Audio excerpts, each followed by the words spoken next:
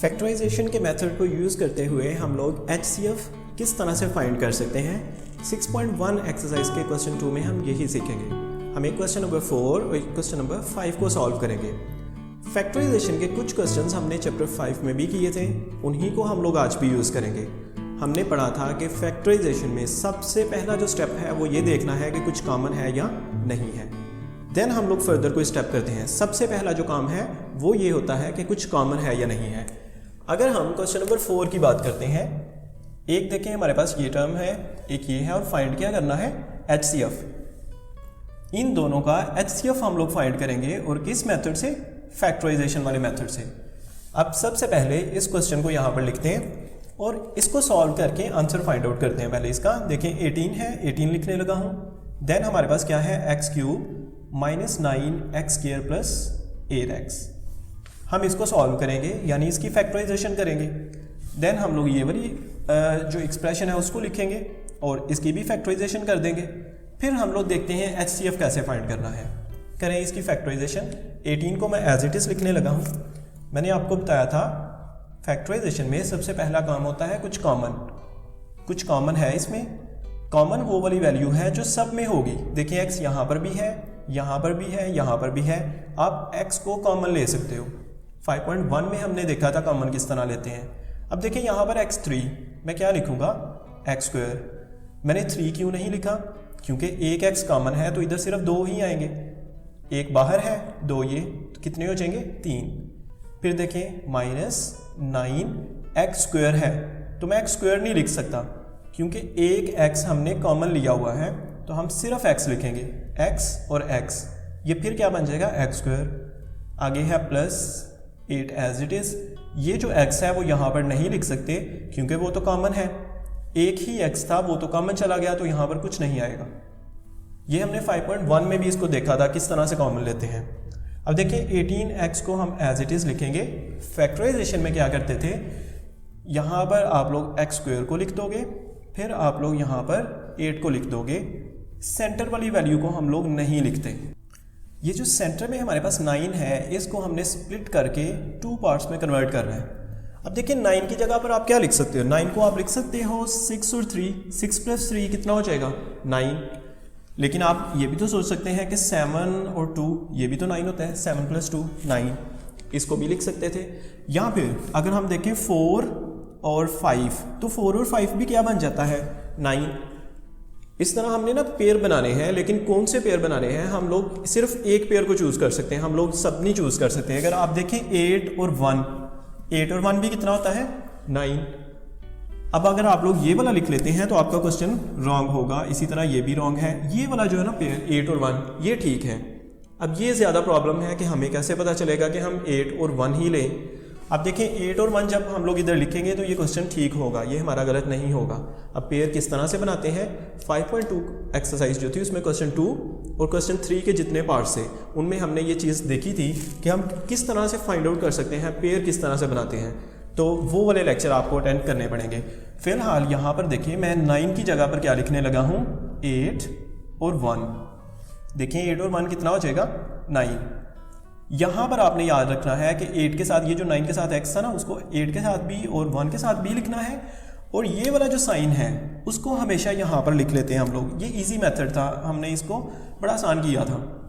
और जो इन दोनों में से बड़ी वैल्यू होगी, मसलन 8 और 1 हमने चूज़ किए थे ना पेयर, तो जो बड़ी वैल्यू है उसको पहले लिख लें, जो छोटी वैल्यू है उसको बाद में लिखते हैं। इससे थोड़ा सा ईजी हो जाता है। यहाँ पर साइन कौन सा आना है, प्लस या माइनस, वो देखना पड़ता है। यहाँ पर जो साइन है वो बड़ी इजीली ऊपर वाला ही आएगा। ऊपर माइनस है तो माइनस, प्लस है तो प्लस। यहाँ पर आप चेक करें, कैलकुलेटर यूज़ करें, कैलकुलेटर पर लिखें -8 और +1 लिखें। देखिए आंसर ये आया है। अगर नहीं आया तो दोबारा करें, -8, अब पहले प्लस किया था, अब माइनस कर लें, -1 लिखें, तो देखिए आंसर -9 आ जाएगा। इसका मतलब ये ठीक है। फिर से बता रहा हूँ, ये पेयर जो है मुझे कैसे पता चला कि 8 और 1 लेना है, बाकी ये वाले पेयर नहीं लेने, वो हमने 5.2 एक्सरसाइज में डिस्कस किया था। अब इसको फर्दर सॉल्व करते हैं। आप 18x को एज इट इज़ लिखें। नेक्स्ट स्टेप हमारे पास होता था कॉमन। इन दोनों वैल्यूज़ में से आपने कॉमन लेना है, इसी तरह इन दोनों वैल्यूज़ में से आपने कॉमन लेना है। कॉमन किस तरह से लेते हैं, दोनों में जो हो, इन दोनों में x कॉमन है। अब देखें यहाँ पर था x², हम सिर्फ x लिखेंगे। -8x, तो हम सिर्फ 8 लिखेंगे, x नहीं लिख सकते क्योंकि वो तो कॉमन है। इन दोनों में क्या कॉमन है? -1, कुछ नहीं ना कॉमन, तो फिर 1 कॉमन ले सकते हो आप लोग, और माइनस हो तो उसको हमेशा लिखोगे सबसे पहले। फिर देखें x रह गया। अब ये जो प्लस है उसको आपने माइनस कर देना है। ये हमने 5.2 में बहुत ज़्यादा डिस्कस किया था इस चीज़ को कि ये साइन चेंज तब करना है जब इधर माइनस हो। आगे क्या है? 8। अब नेक्स्ट स्टेप, अगर ये दोनों सेम है तो इसका मतलब अभी तक हमारा क्वेश्चन ठीक है। अब लिखें 18x, इन दोनों वैल्यूज़ को आप एक ही दफ़ा लिखोगे, 2 दफ़ा नहीं लिखोगे या स्क्वायर नहीं लिखोगे। फैक्टराइजेशन में इसी तरह हम करते थे। x - 8 सेम है, आपने इसको एक ही दफ़ा लिखना है, ठीक है। दूसरी वैल्यू क्या आती है? x और -1, इस वैल्यू को आप लोग यहाँ पर लिख दो। अब ये हमारे पास रह गया 18 का आप लोग एलसीएम लें और देखें क्या आता है। 2 के टेबल से करें 2 9s और 3 से कर लें 3 3s 3 1s। 18 को आप लिख सकते हो 2 3 और 3, साथ क्या था? x, और क्या है? x - 8 और x - 1। तो ये हमारी फैक्टराइजेशन हो गई। इसी तरह से हम लोग इसकी भी फैक्टराइजेशन करेंगे। क्या है हमारे पास? 24, फिर क्या है? x² -3x और +2। तो फर्स्ट ऑफ ऑल तो चेक करते हैं इसमें कुछ कॉमन है। देखें इसमें कुछ भी कॉमन नहीं है, तो फिर हम क्या करेंगे? जिस तरह पहले फैक्टराइजेशन की है, फर्स्ट वैल्यू को लिखेंगे हम लोग। फर्स्ट पे क्या है? x², सेंटर वाली वैल्यू हम नहीं लिखते और लास्ट वाली वैल्यू को लिखते हैं। लास्ट पे क्या था? 2। अब हमने सेंटर वाली वैल्यू को स्प्लिट करना है 2 पार्ट्स में। 3 की बजाय हमने 2 नंबर चूज़ करने हैं। देखिए नंबर जो है वो आप लोग 2 और 1 ले सकते हो। 2 और 1 कितना होता है? 3। लेकिन क्वेश्चन फिर वही आ जाता है, हमें कैसे पता चलेगा कि हमने 2 और 1 ही लेना है? तो 5.2 में हमने फैक्टराइजेशन वाले क्वेश्चंस किए थे। अगर आपको पता है किस तरह पेयर बनाते हैं तो ये बहुत ईजी है। याद आपने ये इधर याद रखना है यहाँ पर कि जो इसमें से बड़ी वैल्यू है दोनों में से, उसको पहले लिखना है। ये कंपल्सरी नहीं है लेकिन क्वेश्चन ईजी हो जाएगा। वो 2 यहाँ पर लिखोगे आप लोग। सेकंड पे क्या था? 1। 2 के साथ आपने ये जो 3x था ना, तो 2 के साथ भी आपने क्या लिख देना है? x, और 1 के साथ भी x। जो 3 था देखें उसको क्या लिखा? 2 और 1। साइन कौन से आएंगे? जो ऊपर वाला साइन है सेम साइन यहाँ पर लगाना है आपने, उसको चेंज नहीं करना, माइनस ही लिखना है आपने। इधर प्लस हो तो प्लस ही लिखना है आपने, इसको चेंज नहीं करना, ठीक है। Same sign. और ये तब कर सकते हो जब आपने यहाँ पर बड़ी वैल्यू लिखी है। यहाँ पर कौन सा साइन आएगा? देखिए 2 ऑप्शन है, यहाँ प्लस आएगा या माइनस आएगा। आपने कैलकुलेटर को यूज़ करना है। कैलकुलेटर पर लिखें -2 और यहाँ पर लिखें +1। तो देखें आंसर 3 आया? नहीं आया। तो आप माइनस लगा के चेक कर लें। कैलकुलेटर पर देखें -2 और -1, तो वो -3 आ गया, तो आप माइनस लगा दो, ठीक है। 2 साइन है, या प्लस आना है या माइनस, तो बहुत ईजी है, कैलकुलेटर से आपको पता चलेगा। नेक्स्ट आप लोग 24 को एज इट इज़ लिखें और इन दोनों में से कॉमन ले लेते हैं और इन दोनों में से कॉमन लेंगे। क्या कॉमन है इन दोनों में? x कॉमन है। आप x यहाँ पर लिखोगे और बाकी हमारे पास जब इन दोनों में से x कॉमन चला गया, यहाँ पर देखें x² था तो सिर्फ x लिखेंगे क्योंकि एक x कॉमन है। फिर देखें माइनस है, आगे है 2x, तो आप लिखोगे 2x नहीं लिखोगे क्योंकि वो x कॉमन चला गया। इन दोनों में कुछ भी कॉमन नहीं है तो फिर 1 कॉमन लेते हैं और जब माइनस हो तो उसको लाजमी लिखना है। -1 कॉमन ले लें, बाकी हमारे पास क्या रह जाएगा? x, और ये जो प्लस है इसको क्या करना है आपने? माइनस कर देना है। और साथ क्या था? 2। ये प्लस माइनस क्यों किया? पहले भी मैंने बताया कि ये अगर प्लस है तो इसको माइनस कर देना, अगर इधर माइनस होता तो आपने प्लस कर देना था। ये काम सिर्फ तब करना है जब यहाँ पर माइनस हो। अगर इधर प्लस हो फिर ऐसा नहीं करना, फिर जो साइन होगा वही लगाना है आपने। इसको क्लोज कर देते हैं हम लोग यहाँ पर। और ये 24 है। 24 का भी आप एलसीएम लेने इसी स्टेप में कर लेते हैं। 24 को क्या करेंगे? देखिए 24 का एलसीएम लेते हैं। 2 1s 2 2s 2 6 12 2 3s और 3 1s। तो 24 को मैं लिखने लगा हूँ 2 × 2 और 3। ये जो x - 2 है देखें ये 2 दफ़ा लिखा है आपने, इसको एक ही दफ़ा लिखना है, 2 दफ़ा नहीं करना। और अगर ये सेम आ जाए तो इसका मतलब है हमारा क्वेश्चन अभी तक ठीक है, अगर ये दोनों वैल्यू सेम हो। और यहाँ पर क्या था? x और -1, इसको आपने यहाँ पर लिख देना है x और -1। अभी तक हमने क्या किया है? जो क्वेश्चन था उन दोनों पार्ट्स की हमने फैक्टराइजेशन की है। हमारा जो मेन काम था वो ये था कि इनका HCF फाइंड करना है। अब देखिए HCF कैसे फाइंड करना है, हम लोग क्वेश्चन को दोबारा लिखेंगे। क्या क्वेश्चन था हमारे पास? क्वेश्चन है 18x³ -9x² + 8x। इसी तरह सेकंड जो वैल्यू थी हमारे पास 8x, वो क्या है? वो है 24 और x² -3x + 2। अब देखिए इसका आंसर क्या आया था, ये जो वैल्यू थी इसका आंसर हमने फाइंड आउट किया था, ये आया था ना 2 3 3, वो लिखेंगे हम लोग यहाँ पर 2 3 3 और साथ क्या है x, फिर क्या है x -8 और x -1। इसी तरह से इसका आंसर भी देखें 24 था, ठीक है। तो इसको जब सॉल्व किया था हमने, यहाँ से हमने सॉल्व किया तो इसका आंसर हमारे पास ये आया था, ये 2 है और साथ है 3। इसी तरह से लिखते हैं 2 × 2 × 2 × 3 और x -2 और x -1, x -2 और x -1। हमने क्वेश्चन लिखा और देखा कि जो जो वैल्यूज़ थी, जो आंसर आए थे वो यहाँ पर लिखे। अब देखिए HCF कैसे फाइंड करना है। HCF का मतलब क्या होता है? Highest common factor. तो देखिए इसमें क्या चीज़ कॉमन है? कॉमन वो है जो दोनों में हो। देखिए x -1 दोनों में है, 3 दोनों में है, ये 2 दोनों में है। बाकी आप देखें कुछ भी कॉमन नहीं है। ये 2 इधर है, ऊपर नहीं है, ऊपर 3 है लेकिन नीचे नहीं है। इसी तरह से x -8 ऊपर है, नीचे नहीं है। तो कॉमन ये वाली वैल्यूज़ थे सिर्फ। आप इनको लिख लो, क्या है 2, सेकेंड वैल्यू क्या है 3 और x -1, 3 2s are 6 और साथ क्या आ जाएगा x -1। तो इस तरह हमने क्या किया, HCF को फाइंड आउट किया। तो बिल्कुल सेम इसी तरह से हम लोग इसका जो 5 वाला पार्ट है वो भी सॉल्व करते हैं। 5 वाले पार्ट में देखते हैं क्या है। 5 वाले पार्ट में हमारे पास यहाँ पर 2 एक्सप्रेशंस हैं, उसी तरह सॉल्व करेंगे जिस तरह प्रीवियस क्वेश्चन में सॉल्व किया है। इसमें भी हमने क्या फाइंड करना है, HCF। तो फर्स्ट ऑफ ऑल इसको सॉल्व करते हैं, फिर हम लोग इस क्वेश्चन को लेंगे, इसको सॉल्व करेंगे, फिर HCF फाइंड करते हैं। इसको लिखते हैं सबसे पहले 36 लिखेंगे और 3x⁴ 4 5x³ -2x²। जिस तरह प्रीवियस क्वेश्चन किया था, देखिए सबसे पहला काम है कॉमन देखना। इसमें कुछ कॉमन है, x देखें सब में है, यहाँ पर x², एटलीस्ट यहाँ पर भी x² मौजूद है, यहाँ पर तो 3 है, यहाँ पर कितने हैं 4, तो सबसे कम है x², ठीक है, लीस्ट वैल्यू जो होती है पावर में, तो उसको कॉमन ले सकते हो आप लोग। x² यहाँ पर भी है, यहाँ पर भी है, यहाँ पर भी है। यहाँ पर देखिए x3 मौजूद है लेकिन यहाँ पर नहीं है, लेकिन x² जो है ना वो सब के अंदर मौजूद है, आप लोग उसको कॉमन ले सकते हो। कॉमन वो वैल्यू होती है जो सब में हो। x² मैं कॉमन लेने लगा हूँ। अब कॉमन लेने के बाद ये 3 यहाँ पर लिखें, x की पावर थी 4, मैं 4 नहीं लिख सकता, मैं सिर्फ क्या लिखूंगा 2, क्योंकि 2 तो कॉमन था, तो 2 आप लोग यहाँ पर लिख सकते हो। तो टोटल कितने हो जाएंगे फिर से 4, फिर देखें प्लस ये 5 लिखें, x की पावर क्या है हमारे पास 3, तो मैं 3 नहीं लिख सकता, मैं कितनी लिखूंगा, सिर्फ 1 लिखूंगा, क्योंकि हमारे पास x² बाहर है। एक x ये हो जाएगा तो टोटल कितने हो जाएंगे 3 -2 लिखें।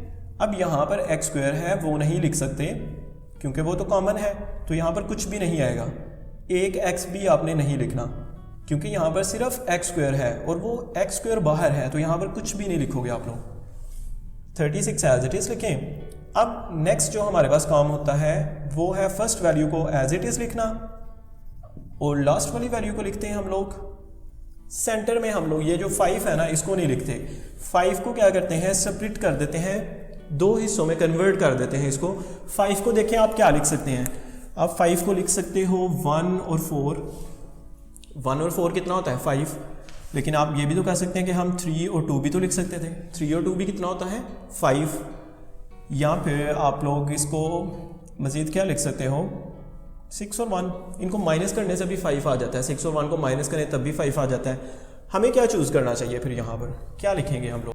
तो यहाँ पर मैं लिखने लगा हूँ एक 6 और एक 1। 5 को मैंने क्या किया 6 और 1 लिख दिया। देखें 6 और 1 इनको माइनस करें तो क्या आ जाता है 5।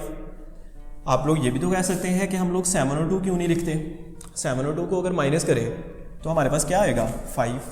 ठीक है। इस तरह तो बहुत ज़्यादा नंबर बन जाते हैं। अगर मैं लिखूँ 8 और 3, इनको माइनस करने से भी क्या आ जाता है 5, इनको प्लस करने से 5 आ जाता है 4 और 1 को, इसी तरह 3 और 2 को प्लस आ जाता है। यहाँ आप लोग 6 और 1 है, इनको माइनस करने से आ जाएगा। तो बहुत ज़्यादा वैल्यूज़ हैं। हमें कैसे पता चलेगा कि हमने इन वैल्यूज़ को नहीं लेना और हमने इस वैल्यू को लेना है, ये कैसे पता चलेगा? हमने 5.2 एक्सरसाइज में क्वेश्चंस किए थे, वहाँ पर डिस्कस किया था। तो आप लोग उन क्वेश्चंस को चेक करें। फिलहाल मैंने ये लिख दिया कि 5 को मैंने क्या लिखा, 6 और 1। इस 6 के साथ भी आपने x लिखना है और इस 1 के साथ भी आपने क्या लिख देना है, x, क्योंकि 5x था ना। तो देखें ये 6x और ये 1x। अब साइन कौन से आने हैं यहाँ पे? आपने सेम साइन यूज़ करना है, जो ऊपर है ना वही साइन यूज़ करना है नीचे भी।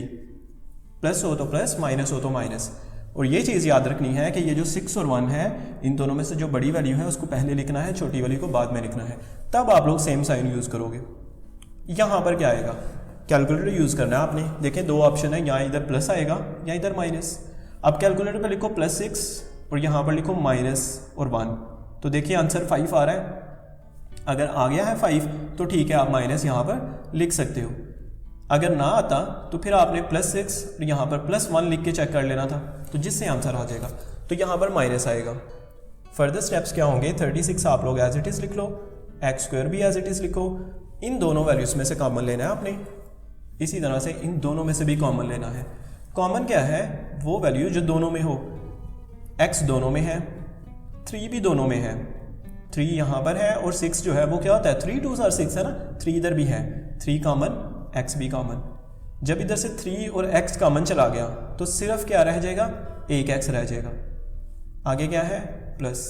फिर देखें 6 है तो मैं 3 नहीं लिखूंगा। कुछ स्टूडेंट क्या करते हैं, 3 कॉमन है तो 3 रह गया, यहाँ पर आएगा 2, क्योंकि 3 2 6 है। ये जो x है वो नहीं आप लिख सकते क्योंकि वो कॉमन है।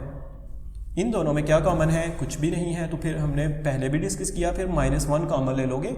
अगर इधर माइनस का साइन है तो ब्रैकेट ये x लिखोगे, ये माइनस नहीं लिखना, हमने उसको क्या कर देना, प्लस। फिर क्या है 2। माइनस को प्लस क्यों किया, क्योंकि यहाँ पर माइनस लिखा हुआ था। अगर इधर प्लस होता तो फिर आपने इधर भी प्लस लिखना था, और जब इधर प्लस हो फिर ये साइन नहीं चेंज करते। ठीक है, ये माइनस प्लस कर दिया, इस वजह से किया क्योंकि बाहर माइनस लिखा हुआ था। तो बाहर जब माइनस होगा तब आपने साइन को चेंज करना है। अगर इधर प्लस होता तो आपने माइनस कर देना था। और फर्दर देखें, ये दोनों वैल्यूज़ आपकी सेम हैं, और इसका ये मतलब है कि आपका क्वेश्चन अभी तक ठीक है। नेक्स्ट हम लोग क्या करते हैं, 36 और x² एज इट इज़ लिखते हैं। और ये x+2 जो था, इसको आपने एक दफ़ा लिखना है, 2 दफ़ा नहीं लिखना। ठीक है, सेम वैल्यू है, एक दफ़ा इसको लिखना आपने। और यहाँ पर क्या है 3x और यहाँ पर -1, वो आप लोग इसी तरह से लिख लो। लास्ट स्टेप 36 को आप लोग लिखो। 36 को क्या लिखेंगे, इसका एलसीएम ले लो आप लोग 36 का। 2 के टेबल से कर लें इसको, 2 1s और 2 8s। फिर इसको 3 से कर लेंगे, 2 से कर लेंगे इसको, 2 9s, 3 3s और 3 1s। तो 36 को हम लोग क्या लिख सकते हैं, 2 2, इसी तरह से 3 और 3। और ये हमारे पास x+2 और ये 3x - 1 एज इट इज़ लिखेंगे हम लोग। तो हमने अभी तक क्या किया है, ये जो फर्स्ट टर्म थी ना हमारे पास, हमने उसकी फैक्टराइजेशन की है। अब हम लोग क्या करेंगे, ये जो हमारे पास सेकंड टर्म है इसकी भी फैक्टराइजेशन करेंगे। फैक्टराइजेशन करने के बाद हम लोग देखेंगे दोनों में क्या चीज़ कॉमन है। जो कॉमन होगी वही हमारा क्या होगा, HCF। अब सेकंड क्वेश्चन की फैक्टराइजेशन करने के लिए हमें सबसे पहले एक फॉर्मूला आना चाहिए। 5.2 एक्सरसाइज के लास्ट वाले पार्ट में हमने इसको पढ़ा था, लेकिन फिलहाल मैं दोबारा लिखने लगा हूँ। यहाँ पे फॉर्मूला था हमारे पास a³ + b³ का।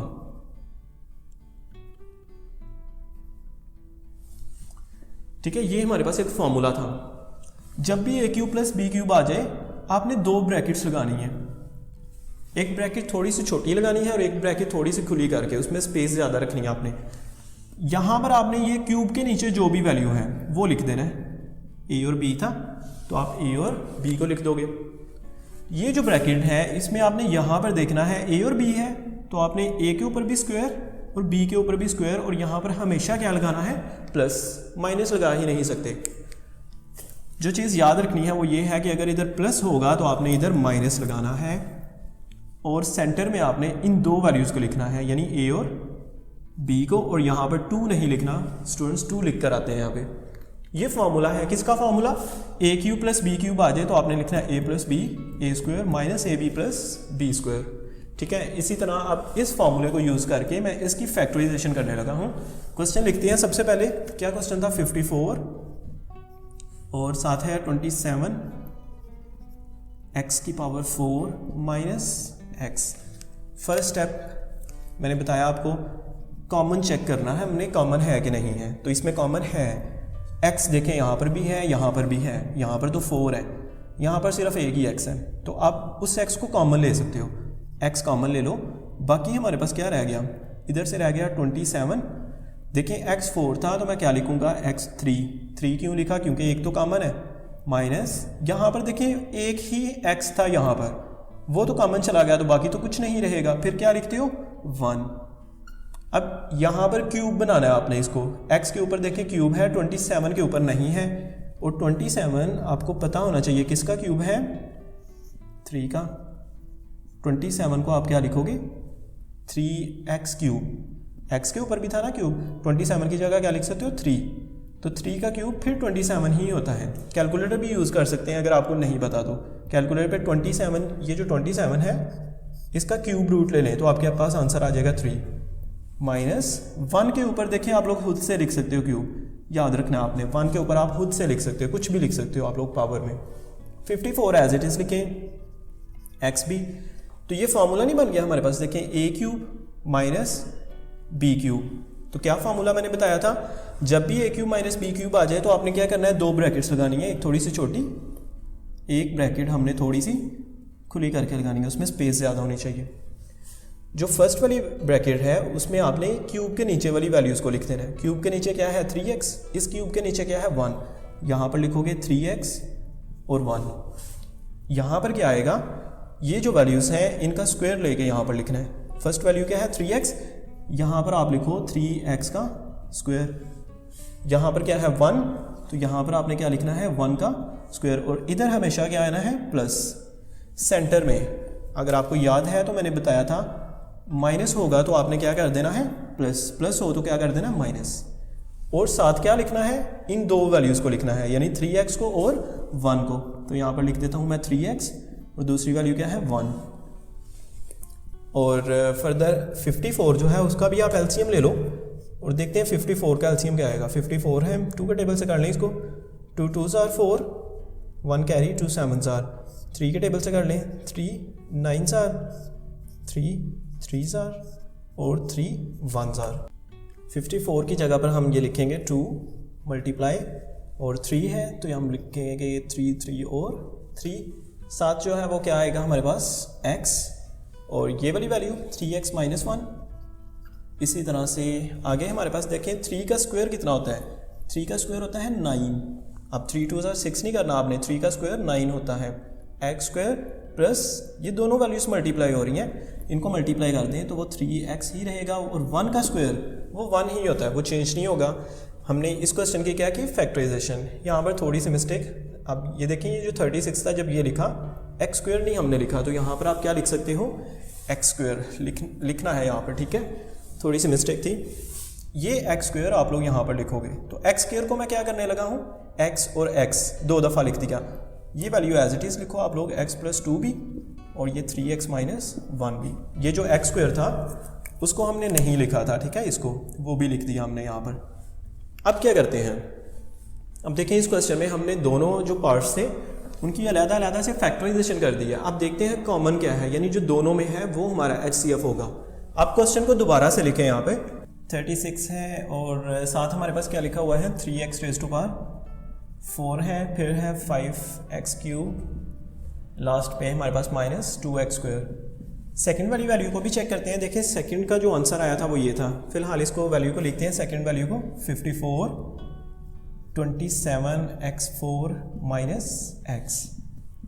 अब देखिए इसका आंसर क्या आया था, इसको जब सॉल्व किया था ये आंसर था इसका, यानी 2 और 3 था। इसी तरह से यहाँ पर 3 लिख लें। नेक्स्ट हमारे पास था x, ठीक है, 2 दफ़ा लिखा हुआ है, और x प्लस 2 है, वो लिखेंगे हम लोग x, और लास्ट पे हमारे पास था 3x माइनस 1, उसको भी लिख लें 3x माइनस 1।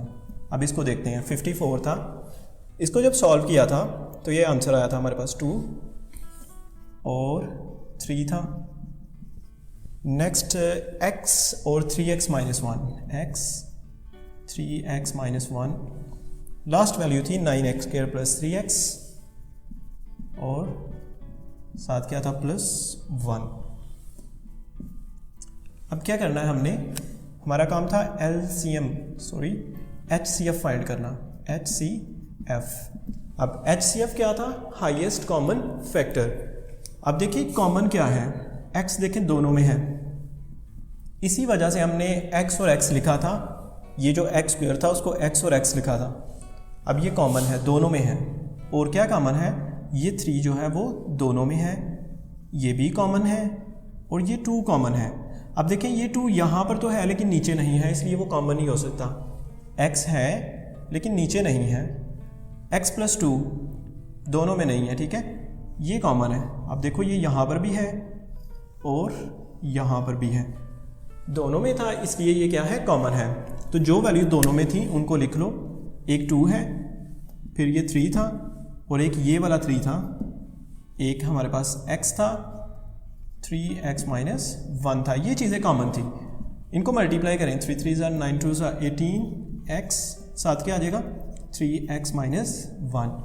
HCF यानी हाईएस्ट कॉमन फैक्टर। तो हमने जितनी भी वैल्यूज़ कॉमन थी उन सबको लिखा और फर्स्ट ऑफ ऑल हमने क्वेश्चन की फैक्टराइजेशन करनी होती है। फैक्टराइजेशन करने के बाद हमें पता चलेगा कौन कौन सी वैल्यूज़ इन दोनों में कॉमन है, वही हमारा HCF हुआ करेगा।